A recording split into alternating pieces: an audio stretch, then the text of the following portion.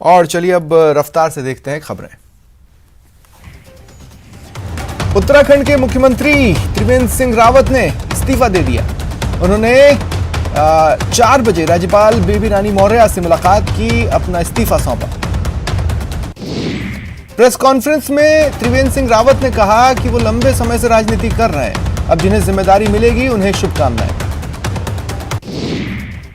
पश्चिम बंगाल के नंदीग्राम में सीएम ममता बनर्जी ने जनसभा को संबोधित किया। नंदीग्राम आंदोलन की याद दिलाई, कहा कोई बंटवारा करने की कोशिश करेगा, ऐसे लोगों की बात मत सुनना। संबोधन में ममता ने कहा कि सिंगूर नहीं होने से नंदीग्राम का आंदोलन नहीं होता। गांव की बेटी हूं, मैंने पहले से ही सोच रखा था इस बार नंदीग्राम या सिंगूर से लड़ूं। पीएम मोदी ने भारत और बांग्लादेश के बीच बने मैत्री सेतु समेत त्रिपुरा के कई इंफ्रास्ट्रक्चर प्रोजेक्ट का उद्घाटन किया। कहा दशकों से राज्य के विकास को रोकने वाली नकारात्मक शक्तियों को हटाकर त्रिपुरा के लोगों ने एक नई शुरुआत की थी, जिसका असर दिख रहा है। पीएम नरेंद्र मोदी ने कहा जिस त्रिपुरा को हड़ताल कल्चर ने बरसों पीछे कर दिया था, आज वो ईज ऑफ डूइंग बिजनेस के लिए काम कर रहा है। पीएम ने कहा 2017 में त्रिपुरा ने विकास का डबल इंजन लगाने का फैसला किया। आज इस डबल इंजन के फैसले के कारण जो परिणाम निकले वो सामने आए। दिल्ली के उप मुख्यमंत्री और वित्त मंत्री मनीष सिसोदिया ने 2021-2022 के लिए दिल्ली का बजट जारी किया। विधानसभा में सिसोदिया ने ऐलान किया दिल्ली के सभी सरकारी अस्पतालों में कोरोना वायरस की वैक्सीन फ्री में दी जाएगी। दिल्ली सरकार ने वैक्सीन के लिए 50 करोड़ का बजट जारी किया। कुल बजट 69,000 करोड़ का है। ये बजट पिछली बार से 4,000 करोड़ से ज्यादा। बीजेपी केंद्रीय चुनाव समिति की थोड़ी देर में बैठक होगी। बंगाल समेत 5 चुनावी राज्यों में बची सीटों के उम्मीदवारों के नाम पर मंथन होगा। ममता बनर्जी को फिर बड़ा झटका लगा है। टीएमसी के 5 विधायकों ने पार्टी छोड़कर बीजेपी का दामन थामा। कोलकाता के स्ट्रैंड रोड स्थित एक बहुमंजिला इमारत में भीषण आग लगी। हादसे में मरने वालों की संख्या 9 पहुंच चुकी है। फिलहाल आग पर काबू पा लिया गया है। प्रधानमंत्री ने भी मुआवजे का ऐलान किया। मुंबई से लगे ठाणे में एक प्लास्टिक फैक्ट्री में आग लग गई है। काबू पाने के लिए फायर ब्रिगेड की 12 गाड़ियां पहुंची और आग पर काबू पाया। भारतीय रेलवे ने सभी इमरजेंसी नंबर बंद कर दिए। अब सिर्फ एक ही नंबर पर शिकायतें दर्ज होंगी। रेलवे मंत्रालय ने ट्वीट कर बताया कि किसी भी पूछताछ, शिकायत या मदद के लिए अब एक ही हेल्पलाइन नंबर 139 होगा। प्रदेश के लोकायुक्त जस्टिस प्रताप कृष्ण लोहरा ने आज शपथ ग्रहण की। उन्हें राजभवन में राज्यपाल कलराज मिश्र ने शपथ दिलाई। सीएम अशोक गहलोत समेत दिग्गज मौजूद हैं। विधानसभा में वैक्सीनेशन का आज दूसरा दिन है। अब तक 10 विधायकों ने टीका लगवाया है। आज बीजेपी प्रदेश अध्यक्ष और विधायक सतीश पूनिया ने वैक्सीनेशन करवाया। उन्होंने आम जनता से वैक्सीन लगवाने की अपील की। विधानसभा के प्रश्नकाल में भामाशाह स्वास्थ्य बीमा योजना से जुड़ा सवाल पूछा गया। विधायक अनिता बघेल ने सवाल उठाया। मंत्री रघु शर्मा ने उल्टा पुरानी भाजपा सरकार से सवाल पूछा। गोविंद सिंह डोटासरा ने भाजपा पर हमला बोला। कहा वसुंधरा राजे के देव दर्शन से परेशान पार्टी का आला कमान, जो सांसद विधायक गए शुभकामनाएं देने, उनकी लिस्ट बनाई जा रही है ताकि उनके आने वाले चुनाव में टिकट काटे जा सकें। आरएलपी संयोजक और नागौर सांसद हनुमान बेनीवाल दिल्ली में न्यूज 18 से खास बातचीत की। फिर दोहराया किसानों के लिए एनडीए गठबंधन से नाता तोड़ा। उन्होंने उपचुनाव की सभी सीटें जीतने का दावा किया। दिल्ली में गेहूं खरीदारी पर बैठक हुई। लोकसभा स्पीकर ने पहल की। मुख्य सचेतक महेश जोशी ने कृषि कानूनों को वापस लेने की मांग की। बीजेपी विधायक दल की बैठक में सदन की रणनीति पर मंथन होगा। रोडवेज के सेवानिवृत्त कर्मचारियों ने प्रदेश स्तरीय रैली वो कर रहे हैं। सिंधी कैंप बस स्टैंड से रोडवेज मुख्यालय तक महारैली आयोजित हुई। पटवारियों का आंदोलन जारी है। आज से पूर्ण कार्य बहिष्कार किया। जयपुर के शहीद स्मारक पर पटवारियों का धरना जारी। जोधपुर सेंट्रल जेल के प्रहरी भूख हड़ताल पर हैं। प्रहरियों ने मेस का बहिष्कार किया। वेतन विसंगति को लेकर ये नाराज है। भीलवाड़ा के जेल में राज्य सरकार की ओर से मांगे नहीं माने जाने के विरोध में मेस कर्मियों ने हड़ताल शुरू कर दी। अजमेर में एबीवीपी ने विभिन्न मांगों को लेकर जिला कलेक्टर कार्यालय के बाहर प्रदर्शन किया। स्कॉलरशिप रोके जाने से ये आक्रोशित है। जोधपुर संभाग के सबसे बड़े जयनारायण व्यास विश्वविद्यालय के न्यू कैंपस में छात्र नेताओं ने अपनी मांगों को लेकर मेन गेट पर विरोध किया। जेईई मेंस का रिजल्ट जारी कर दिया गया है। नतीजों में कोचिंग सिटी के छात्रों ने फिर बाजी मारी। टॉप 100 परसेंटाइल में कोटा के 6 स्टूडेंट्स हैं। चूरू के रामसरा में स्कूल के डायरेक्टर ने स्टूडेंट के साथ मारपीट की, परिजनों को भी अंजाम भुगतने और छात्र का भविष्य खराब करने की धमकी दी।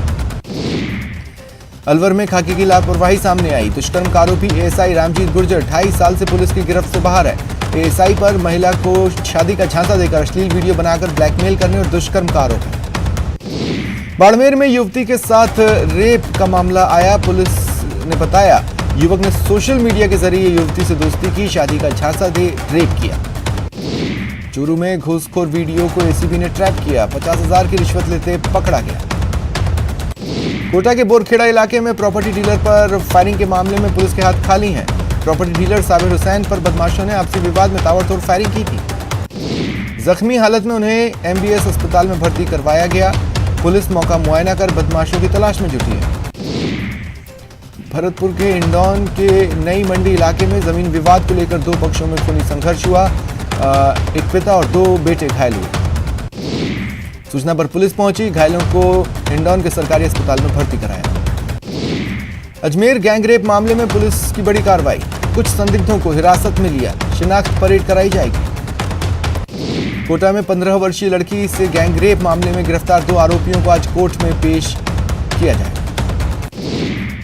झालावाड़ में डाक पार्सल ट्रक कंटेनर की आड़ में गौ तस्करी का मामला आया। गौपुत्र सेना के कार्यकर्ताओं ने गौ तस्करी की सूचना पर एक डाक पार्सल लिखे ट्रक कंटेनर को पकड़ा। 45 से ज्यादा गौवंश बरामद। भरतपुर की सेवर थाना पुलिस ने डकैती के मामले में फरार चल रहे एक आरोपी को गिरफ्तार कर अवैध कट्टा, कारतूस और बाइक जब्त की। भरतपुर सेवर थाना पुलिस ने डकैती के मामले में फरार चल रहे एक आरोपी को गिरफ्तार कर अवैध कट्टा, जिंदा कारतूस और बाइक जब्त की। उदयपुर के देबारी इलाके में नाले में एक युवक का शव मिला। जिंक चौराहे के पास लोगों ने शव पड़ा देखा। अजमेर सिविल लाइन क्षेत्र में एक बार फिर ऑनलाइन ठगी की वारदात आई। शातिर बदमाश ने महिला का एटीएम कार्ड ब्लॉक कर खाते से 50,000 रुपए निकाल लिए। पीड़ित की रिपोर्ट पर पुलिस ने मामला दर्ज कर जांच शुरू की। भरतपुर के नदबई थाना पुलिस ने अवैध गांजे के मामले में फरार चल रहे आरोपी को गिरफ्तार किया।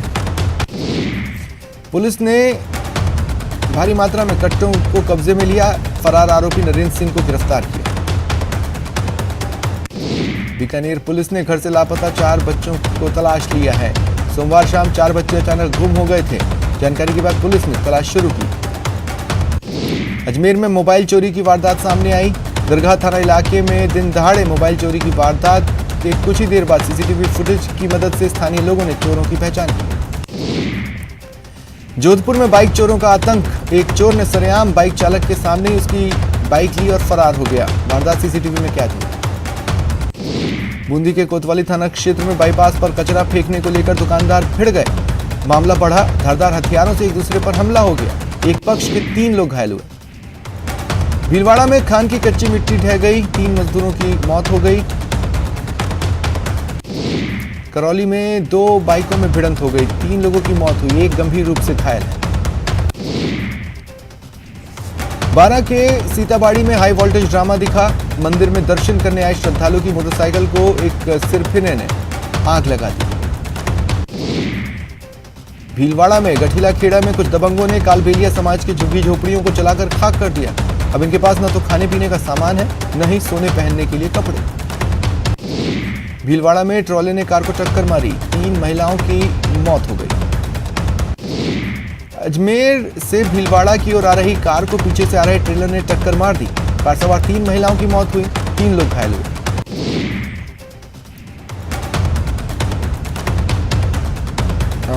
कालबेलिया समाज जो पिछले 40 सालों से वहाँ रह रहा था, अब लोग उन्हें काफी समय से परेशान कर रहे थे। भीलवाड़ा से ये खबर। बीकानेर के श्री डूंगरगढ़ में ट्रेलर और स्विफ्ट के बीच बड़ा हादसा होते होते बचा। कार चालक की लापरवाही सामने आई। ओवरटेक के चक्कर में अचानक स्विफ्ट ट्रक के आगे आ गई, कुछ दूरी तक खिसकती चली गई।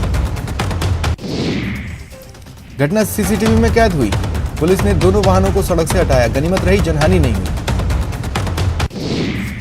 अलवर के रामगढ़ में पेयजल समस्या को लेकर महिलाओं ने प्रदर्शन किया और एसडीएम को ज्ञापन सौंप पानी की समस्या के समाधान की मांग की।